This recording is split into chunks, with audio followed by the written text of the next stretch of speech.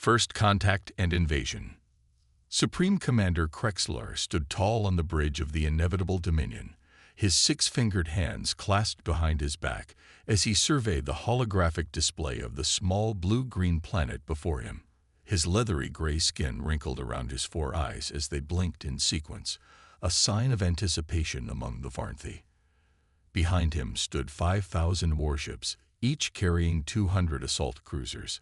1,000,000 warriors awaited his command. "Report," he commanded, his voice reverberating through the command deck. Science Officer Mezrak approached, her slender form bowing slightly in deference. "Supreme Commander, scans confirm this planet, designated Sol 3 by the natives, houses approximately 8 billion sentient beings. Their technology is primitive by our standards. They have achieved nuclear fission, basic space travel within their system, and rudimentary AI. Their military capabilities are fragmented into nation-states with no unified planetary defense." Krexlar's mouth stretched into what passed for a smile among his kind. "Excellent. Another simple conquest for the glory of the Varnthi Imperium.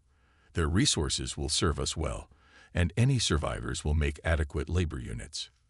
There is one anomaly worth noting." "Supreme Commander," Mezrak added hesitantly. "Speak." "Their advancement curve is unusual.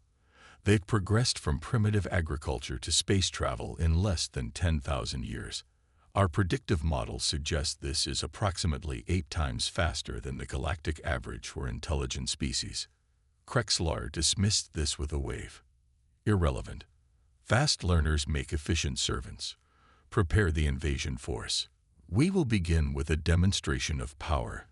Eliminate their largest military installation to show our superiority." "By your command," Mezrak responded, though her secondary eyes blinked with uncertainty.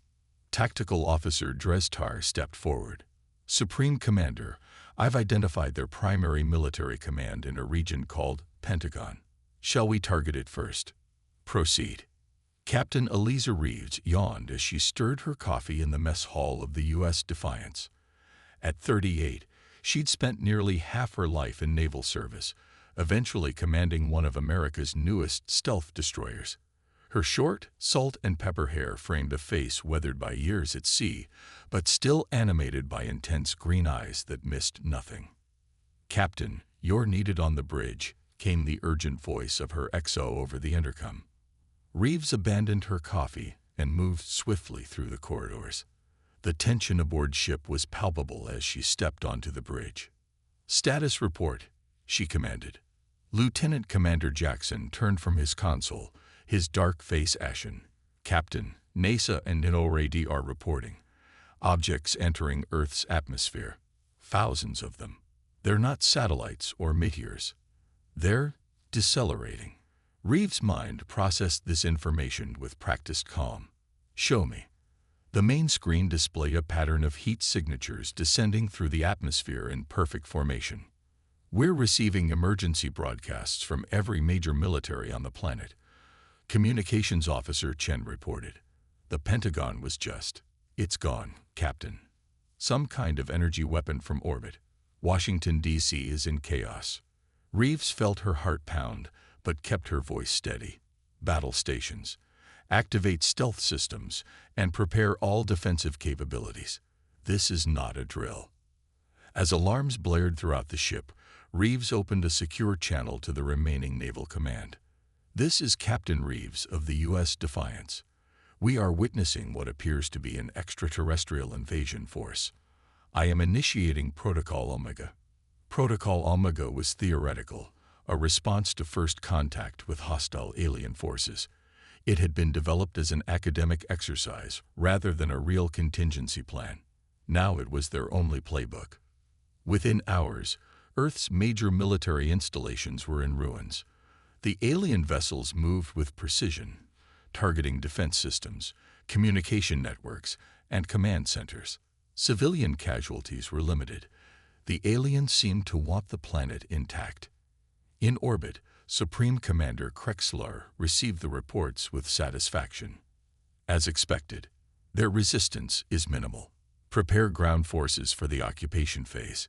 Tactical Officer Drestar looked confused. Supreme Commander, I'm receiving reports of strange anomalies. 3 of our assault cruisers have gone silent over a region called Pacific Ocean. Mechanical failures. Nothing more. Krexlar dismissed. Sir, we've lost contact with the entire 15th Division near their northern polar region. This caught Krexlar's attention. Impossible.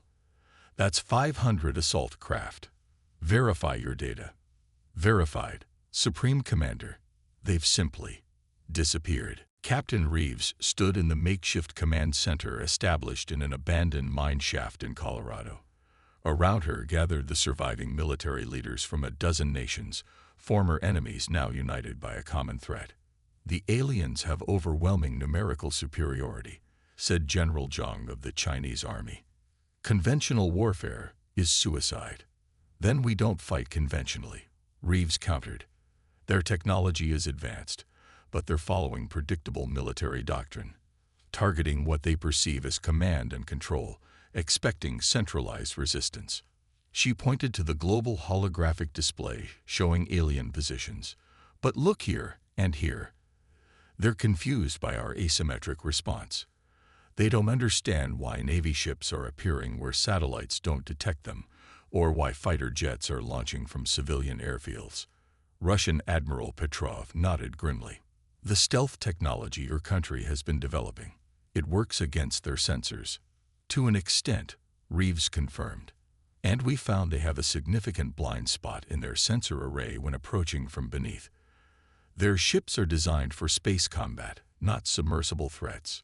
British Air Marshal Williams leaned forward. Are you suggesting submarine-launched missiles, modified to carry EMP warheads? Reeves said. Not to destroy their ships. We can't match their firepower, but to disable their systems temporarily, long enough for special forces to board. The room fell silent as the implications sank in. You want to capture alien technology, General Zhang stated. I want to learn how to beat them, Reeves corrected. Every species has weaknesses. We just need to find theirs. Supreme Commander Krexlar's anger was visible as his skin darkened to a deep charcoal. 3,000 assault craft lost in 2 planetary rotations. How is this possible? Their weapons are primitive. Science Officer Mesrak approached cautiously. Supreme Commander, we've analyzed their attack patterns. They're not fighting as separate nations anymore. They've unified despite having no central command structure. They're adapting. Impossible. No species adapts combat strategies this quickly. The humans appear to operate differently, Mesrak explained. Each unit continues fighting effectively even when cut off from command. They form new leadership structures spontaneously, and they're learning our weaknesses with alarming speed. Krexlar slammed his fist on the console. They are insects. 1 million warriors against their scattered defenses. The math is absolute. Mathematics may not be the deciding factor in this conflict. Mesrak said quietly. We've intercepted their communications. They speak of something called tenacity and refusal to surrender. Concepts our language has no direct translation for. Then we will eliminate these concepts along with the vermin who invented them, Krexlar hissed. Prepare the planetary bombardment. We'll start with this region they call Europe. In the underground command center, Captain Reeves received the intelligence with grim satisfaction. They're getting desperate, she told the assembled leaders. Changing tactics, becoming less precise. They don't understand why we're still fighting. Because they've never encountered a species that values freedom above survival, Admiral Petrov said, surprising everyone with the passion in his voice. They expect submission based on numerical superiority. And that's their weakness, Reeves said, pointing to a new set of data streaming in. The captured assault craft have yielded valuable intelligence. Their neural network is centralized, each ship dependent on the command vessel for tactical updates. Cut off the head, and the body falls, General Zhang finished. But their command ship is surrounded by their entire armada. Reeves smiled thinly. Not the entire armada. We've drawn significant forces to ground engagements, and thanks to the engineers, we now have this. She displayed schematics for a modified nuclear submarine. The U.S. Leviathan has been retrofitted with captured alien propulsion technology. It can approach the command ship from beneath, where their sensors are weakest.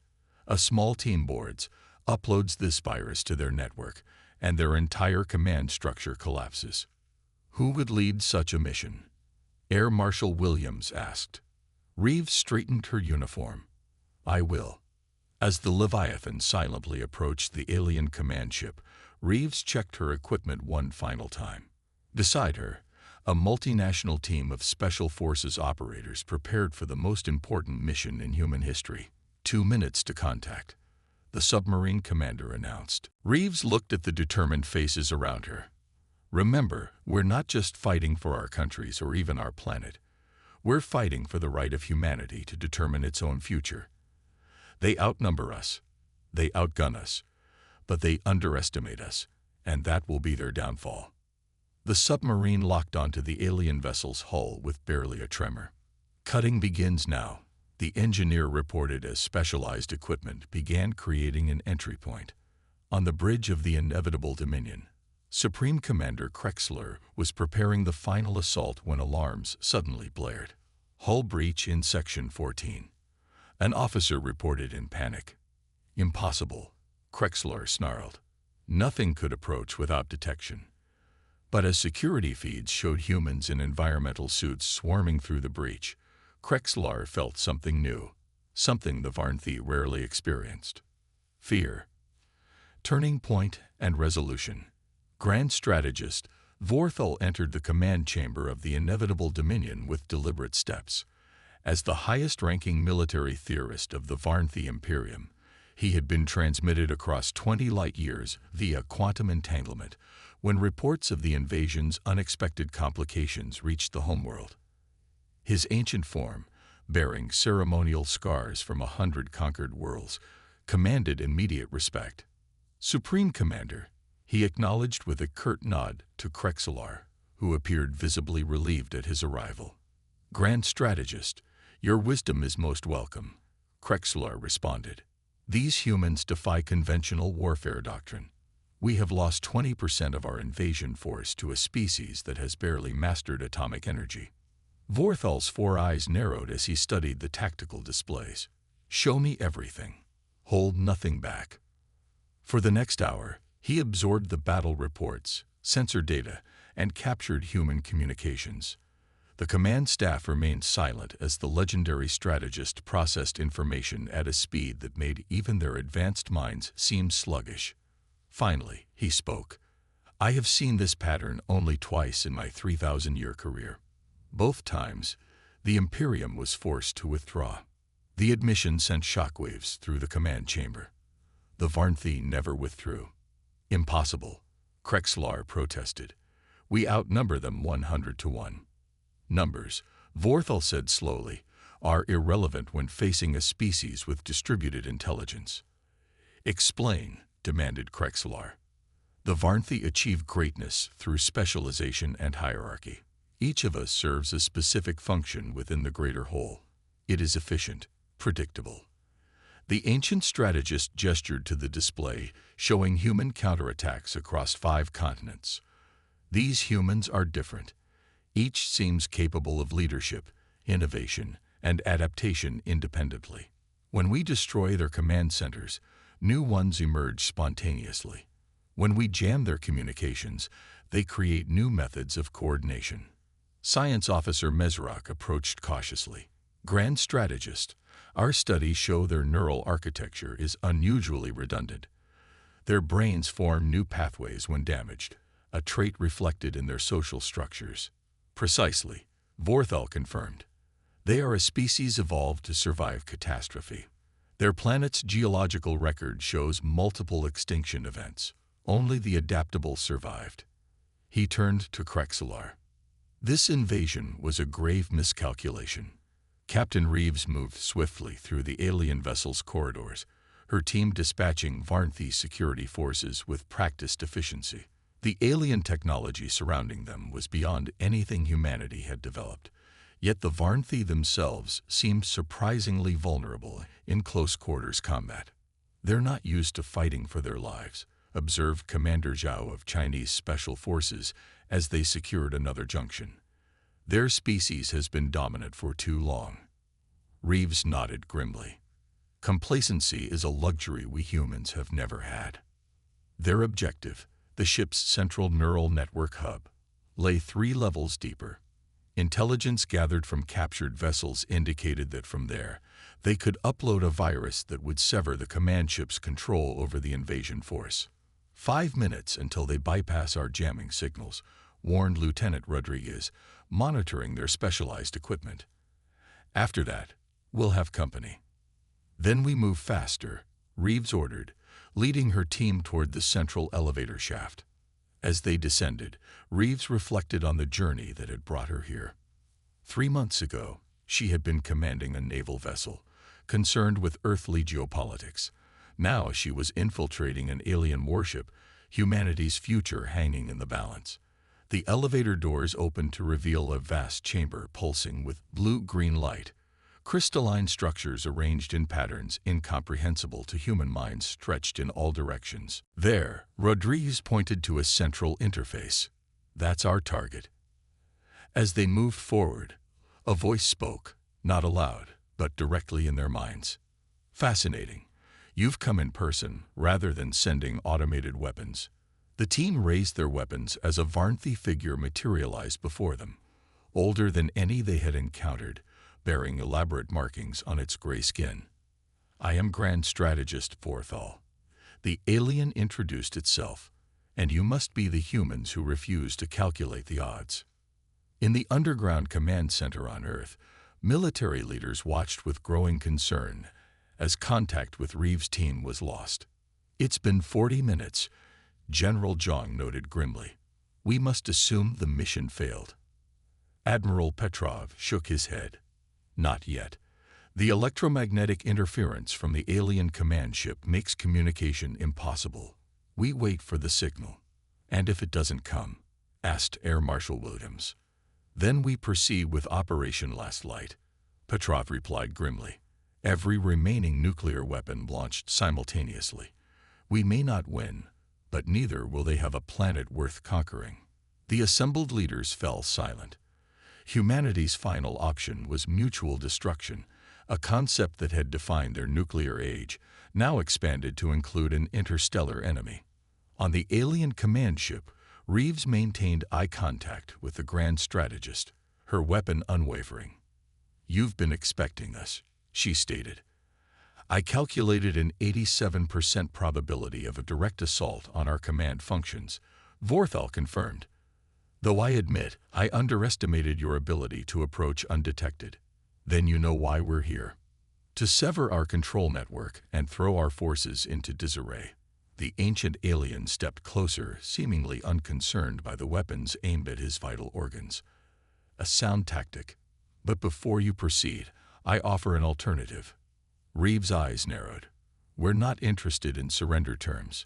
"I'm not offering surrender," Vorthal said, surprising her. "I'm offering withdrawal." The statement hung in the air as Reeves processed its implications. "Why would you withdraw when you still have overwhelming numerical superiority?" she asked cautiously. "Because this conflict has ceased to be mathematically viable," the alien stated simply. "The Varnthi expand through efficiency. We conquer worlds that can be subdued with minimal resource expenditure. Your species," he paused, his 4 eyes blinking in sequence, "does not calculate costs the same way we do." "Meaning?" "You would sacrifice everything rather than submit. Even if we eventually prevailed, the cost would be ruinous. Your willingness to die rather than be conquered defies rational analysis." Reeves allowed herself a grim smile. "We call it freedom. An abstract concept worth more than survival." Vorthal seemed genuinely puzzled. "Fascinating. In 3,000 years of conquests, I have encountered this phenomenon only twice before." "What happened to those species?" Commander Zhao asked. "They are our allies now, not our subjects," the alien admitted. "As yours could be, in time." Rodriguez leaned close to Reeves. "Captain, This could be a deception. It isn't, Vorthal stated. Your species possesses something rare in the galaxy, unpredictability born of individual autonomy. Our billion-year history has optimized for hierarchy and specialization. Your evolutionary path favored adaptability and independent action. Both approaches have merits. Reeves studied the alien carefully. You're suggesting coexistence. I am suggesting that the Varnthi Imperium recognizes the mathematical futility of this conquest. Vorthal clarified. Supreme Commander Krexler has been relieved of command. I am authorized to negotiate withdrawal terms. What guarantee do we have that you won't return with an even larger force? Reeves demanded. The same guarantee that has kept peace with the other irrational species we've encountered. Mutual assured destruction. The alien gestured to the neural network surrounding them. Your virus would have worked, Captain Reeves. It would have severed our command structure and thrown our forces into disarray. Such vulnerability will be factored into future strategic calculations. 3 days later, Captain Reeves stood before the United Nations Security Council, now expanded to include representatives from every nation on Earth. The chamber was filled beyond capacity, with billions more watching the broadcast worldwide. The Varnthi fleet has withdrawn beyond Neptune's orbit, she reported. Per our agreement, they have left behind representatives to establish diplomatic relations and technological exchange protocols. Can we trust them? Asked the Secretary General. Trust is earned, Reeves replied. But their actions so far align with their stated intentions. The Grand Strategist has returned to their homeworld to report that Earth is not a viable conquest target. Because we fought back, ventured one representative. Because we fought back together, Reeves corrected. What saved humanity wasn't our technology or even our courage. It was our decentralized nature. Each person, each unit, each nation capable of independent action toward a common goal. The aliens couldn't understand a species willing to die rather than live under domination. Admiral Petrov stood. Captain Reeves is being modest. Her plan to infiltrate the alien command ship changed the course of the invasion. I only did what any of us would have done, Reeves insisted. That's precisely what the Varnthi couldn't comprehend. A species where leadership emerges organically rather than through predetermined hierarchy. The Secretary General nodded thoughtfully.